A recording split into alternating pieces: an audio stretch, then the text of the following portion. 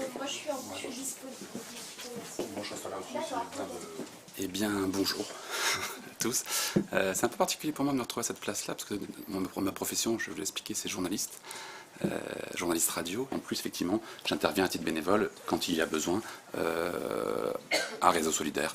Et on reparlera notamment un peu de mon engagement aussi, notamment auprès d'un projet qui s'appelle les coopératives jeunesse de service, que je fais à titre bénévole. Voilà. J'ai pris la direction d'un centre de loisirs. Ça a été ma première vraie expérience professionnelle durable. Je me suis mangé une de mes premières réalités sociales, la réalité sociale de ce qu'était qu'un centre de loisirs en zone urbaine sensible avec toute la misère, toutes les difficultés que ça représentait. Et donc j'ai fait un DUT d'animation socioculturelle et je suis venu vivre ici, à Rennes. Je suis retourné à l'université, j'ai fait une licence de sciences de l'éducation. En parallèle de ça, je m'étais inscrit pour faire une demande pour être pion, pour vivre. Et puis cette année-là, le ministre de l'époque a dit les postes de surveillants tels qu'ils existent aujourd'hui, c'est fini. Mais du coup, c'est la première injustice forte à laquelle j'étais confronté. Je me suis dit non, ça je ne veux pas laisser passer. Pourquoi ça est déterminant? C'est parce que du coup, je me suis engagé dans un combat militant, qui était au-delà des combats politiques, mais qui était une forme d'engagement militant associatif fort, avec une dynamique collective très forte. On m'a demandé je me suis proposé de contacter les médias, de médiatiser. Je veux être journaliste, je veux faire de la radio. Et du coup, j'ai fait une formation en alternance à l'âge de quasiment 30 ans pour devenir journaliste. J'ai travaillé dans une radio dans le Nord-Pas-de-Calais, une radio associative. Je me suis mangé une autre réalité sociale qui est celle de la très grande misère, très grande pauvreté, très fort taux de chômage. Je suis rentré en Bretagne, je suis rentré à Rennes. Je me suis dit, et si je créais une radio? Du coup, j'ai posé les choses, locales, privées, ou en tout cas sur un modèle économique pas associatif, collectif, une scope. Et donc je suis allé voir comme ça un certain nombre de choses. J'ai commencé par Pressol. Pressol m'a renvoyé vers Réseau Solidaire.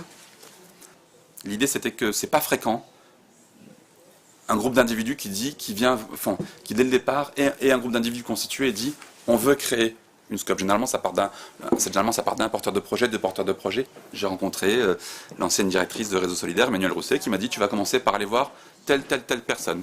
On avait réussi non seulement à avoir un projet qui tenait la route, une équipe, mais on avait trouvé les sous.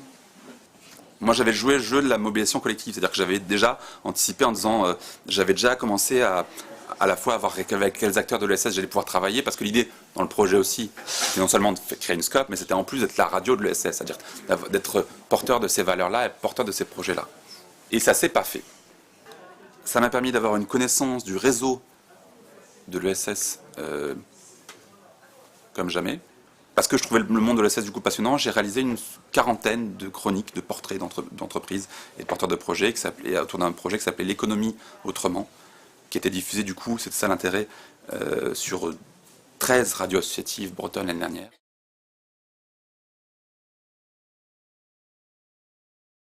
Le discours, c'est de dire aujourd'hui, finalement, les radios associatives, c'est des radios de l'ESS. Pourquoi? À la fois dans leur fonctionnement démocratique et dans leur rôle. Notre rôle, c'est bien de rendre compte au quotidien de la réalité d'un territoire, des initiatives, des actions, etc. Et tout. Après, il y a la question des valeurs qui viennent se surajouter. Ce qui est difficile, moi je trouve, c'était le pari un peu de la radio que je faisais aussi, c'est de dire, ce que je suis en train de faire là, les parcours de vie, notamment dès qu'on a l'entrée économique, ils sont passionnants. Pour peu qu'on sache les raconter, pour peu qu'on sache les mettre en valeur. Merci. De rien.